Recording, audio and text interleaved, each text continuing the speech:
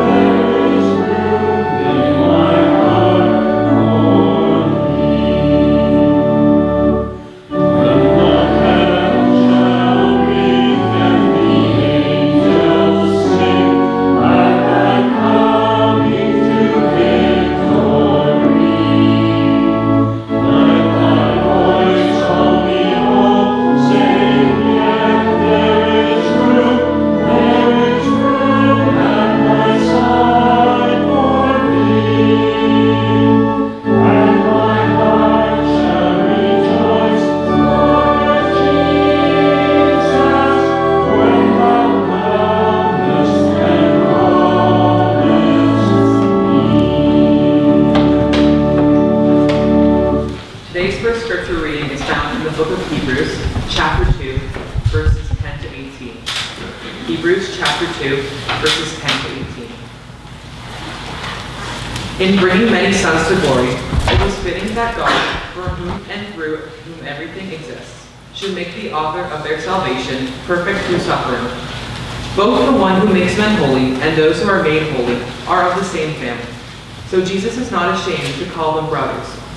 He says, I will declare your name to my brothers. In the presence of the congregation, I will sing your praises. And again, I will put my trust in him. And again he says, here am I, the children God has given me. Since the children have flesh and blood, he too shared in their humanity, so that by his death he might destroy him who holds the power of death, that is, the devil, and free those who all their lives were held in slavery by their fear of death. For surely it is not angel he helps, but Abraham's descendants. For this reason he has made like his brothers in every way, in order that he might become a merciful and faithful high priest in service to God, and that he might take atonement for the sins of people. Because he himself suffered when he was tempted, he is able to help those who are being tempted. The second scripture reading is found in the book of Matthew, chapter 2, verses 13 to 23. Matthew, chapter 2, verses 13 to 23. When they had gone, an angel of the Lord appeared to Joseph in a dream. Get up, he said. Take the child and his mother and escape to Egypt. Stay there until I tell you, for Herod is going to search for the child and kill him. So he got up, took the child and his mother during the night, and left for Egypt, where he stayed until the death of Herod. And so was fulfilled what the Lord had said through the prophet, out of Egypt I called my son. When Herod realized that he had been outwitted by the Magi, he was furious, and he gave orders to kill all the boys in Bethlehem in his vicinity who were 2 years old and under, in accordance with the time he had learned from the Magi. Then what was through the prophet Jeremiah was fulfilled. A voice is heard from Ramah, weeping in great mourning, Rachel weeping for her children and refusing to be comforted because they are no more. After Herod died, an angel of the Lord appeared in a dream to Joseph in Egypt and said, get up, take the child and his mother, and go to the land of Israel. For those who are trying to take the child's life are dead. So he got up, took the child and his mother, and went to the land of Israel. But when he heard that Archelaus was reigning in Judea in place of his father Herod, he was afraid to go there. Having been warned in a dream, he withdrew to the district of Galilee, and he went to live in a town called Nazareth. So was fulfilled what was said through the prophets, he was called a Nazarene. This is the word of the Lord. Story time. I would invite younger members of our church family and join me. The Sunday after Christmas, I always bring a Christmas present to show you. And you're going to have a hard job because in a moment or two, you're going to describe what you are about to see to everyone here and anyone who asks you next week, what was that story about? Because what I brought is very interesting. It looks like this. I'm going to open it up.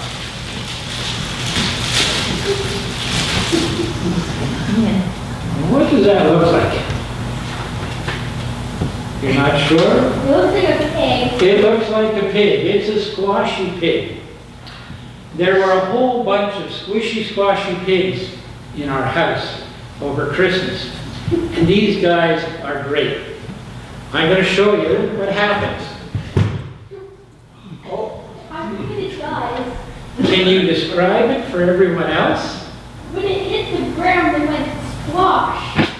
Absolutely flat. And yet, it returns to its shape. What a great trick to have.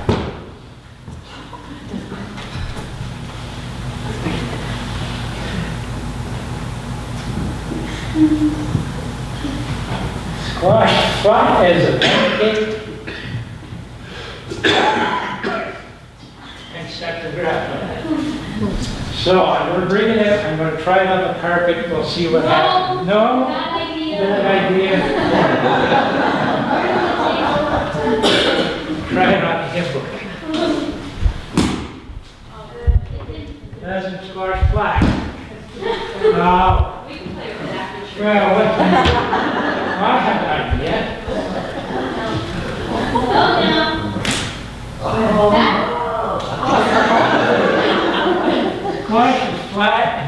means it's shape.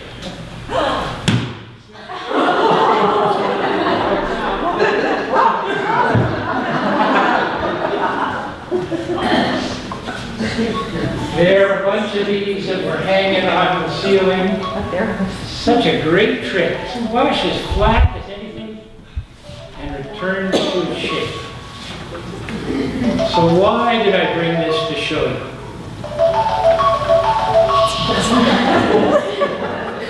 Pigs at home didn't talk to me. I think this is a great example of what Christmas is all about.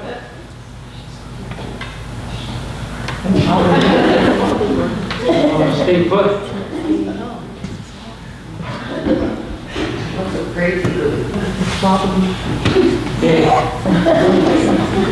Sometimes we get bent out of shape, sometimes we get excited about things, sometimes things don't go as we planned. But as we learn to trust in Jesus, He reshapes us, or He brings us back to an image and a likeness that He can work with, that He can do things with, that He can bring out God's glory and God's grace. So I want you to think a little bit about the times we get washed flat by life, by homework, by family, by parents. And the prayer simply is that God will remake us, give us back a shape so that we can serve Him. So that's the piggy story for today. And if you really want to see how it works, you can try it afterwards.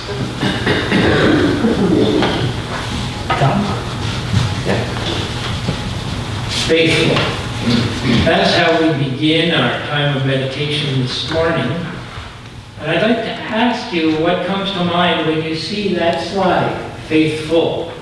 And don't tell me that it's spelled wrong, because I know it's spelled wrong. Spell checker told me, but I wanted it spelled that way on purpose. Faithful. So I Googled faithful, and I came up with all sorts of interesting things. The first hint was this: Marianne, faithful, longtime friend of Mick Jagger. How about this? Old Faithful, the geyser that erupts on a regular schedule. What about this? Definition of faithful. The next one threw me. I didn't know that Faithful was a brand of jeans made for women. The next one threw me over more. I didn't know Faithful was a brand of knickers. Look it up, Faithful knickers. And I guess you can read into that anything you want. Under Faithful, this is what came up. And I can't figure out why. Faithful to the board. Faithful. The Imperial Guard. I don't know. And then the next one really threw me. But I thought it made sense. That's pretty good. Yeah, that's probably a good definition of faithful. The Toronto Maple Leaf fan, even though they can't bear to love. So what comes into your mind when you hear the word faithful? Any ideas? No? Well, maybe by the time we're done you'll get some. The story we read said, an angel of the Lord appeared to Joseph in a dream. Get up, take the child and his mother and escape to Egypt. Stay there until I tell you, for Herod is going to search for the child to kill him. We know about Joseph. We know about his faithfulness, his righteousness, his belief in trying to do what was right before God, even though it's not always easy or expected or understandable. We understand some of what it means to be faithful. And so the flight to Egypt was one of those. Joseph, once again, responding because he took God at his word. When God said there will be a slaughter of innocents, and we will hear the words from Rachel refusing to be comforted because her children are no more. We know the state of the world. And we are called to be faithful to God's plan. Get up, take the baby and his mother from Egypt now, Joseph, and go to Israel. The people that were trying to kill the baby are now dead. Once again, he's called to be faithful. But that didn't work out, so he got up. And he took the child and his mother and went to the land of Israel. But when he heard that Archelaus was reigning in Judea, he was afraid to go there. So he ended up in the region of Galilee, in Nazareth, discovering again what it means to be faithful in real, practical, and living ways. And this is our call on this Sunday after Christmas. They had quite a journey you don't take unless somewhere in your soul you believe God is leading you there. And it can be a struggle. And it can invite us simply to trust God, to be faithful, to be prayerful, to understand the Scriptures, to seek out one another's guidance and help, to be diligent in the things God sets before us. Be faithful to what God is calling you to do and to be. And really, it's not that hard. Just hit that key. Or, as the commercial says, just do it. So as we stand on the cusp of the new year, what resolutions are you planning on making? I would suggest maybe a resolution to be faithful, to live faithfully, or to live full of faith, just as Joseph was willing to live full of faith.